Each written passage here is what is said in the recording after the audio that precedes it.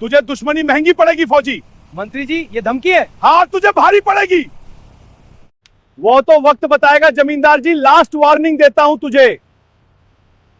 सुरेश प्रजापति की उम्र 68 वर्ष थी।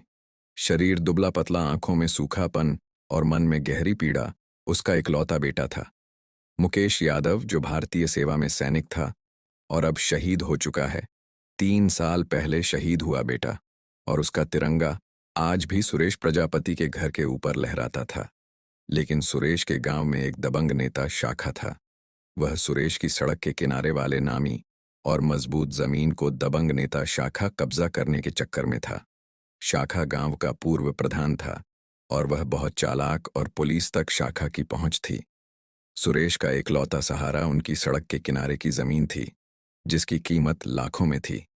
यही लालच में शाखा ने सुरेश की जमीन की पेपर अपना नाम लिखवाकर फर्जी पेपर बनवा लिया। जब सुरेश को इसकी खबर मिली तो उसके पैरों तले जमीन खिसक गई। पहले वह पंचायत गया, वहां के अधिकारी ने उनकी बात सुनी ही नहीं। अधिकारी बोले, यह जमीन शाखा के नाम है। सुरेश ने बोला, साहब यह जमीन तो मेरी है। फिर सुरेश प्रजापति थाने गए, वहां भी उनको धक्के मारकर निकाला गया। सुरेश रोते हुए अपने घर की ओर चले गए। अब उनकी उम्मीद टूट चुकी थी। लेकिन अगले दिन गांव के गलियारे में एक जवान आ रहा था, फुल यूनिफॉर्म आर्मी इंडिया जवान।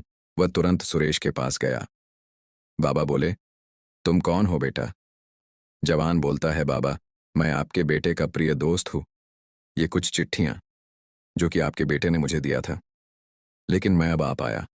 उसी वक्त जवान बोलता, बाबा आपको कोई दिक्कत हो तो मुझे जरूर बताइएगा। बाबा बोलते हैं, जमीन की घटना बताते हैं। जवान सख्त और गुस्से में हो जाता और बोलता, आप मत चिंता करिए, मैं आपकी जमीन कहीं जाने नहीं दूंगा। अगले दिन शाखा जमीन पर बुलडोजर चलवाने के लिए बुला लेता है, और तभी जवान सामने आता और गुस्से में बोलता, आपकी जमीन ये है? तो शाखा बोलता है, हाँ ये देखो पेपर मेरे नाम है। तभी जवान सख्त बोलते, तो यह कौन से पेपर है जो मेरे हाथ में है, देखिए। शाखा जवान के हाथ से पेपर लेता और देखता, इसमें तो सुरेश प्रजापति का नाम है और नीचे DM, SHO और IPS का साइन भी है।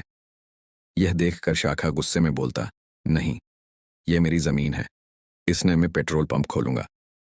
तभी जवान गुस्से में बोलता, आपने ध्यान से देखा? नहीं, क्या नाम तो आपका है ही नहीं। तभी शाखा गुस्से ने गालियां बकने लगता। उसी वक्त 2 गाड़ी फौजी और मीडिया वाले आ जाते हैं।